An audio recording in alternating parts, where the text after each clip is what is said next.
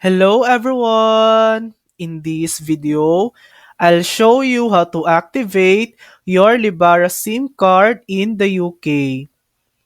First, choose the SIM card size that fits your phone, standard, micro, or nano. Then, insert the SIM card into your device and turn it on.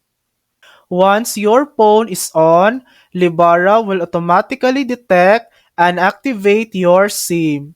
You should receive a text message confirming activation within a few minutes. If your SIM doesn't activate automatically, just go to libara.co.uk/activate. Enter your SIM number and follow the on-screen steps. And that's it. Your Libara SIM is now ready to use. You can start calling, texting, or using mobile data right away. Thanks for watching! If this video helped you, please like and subscribe for more helpful tutorials.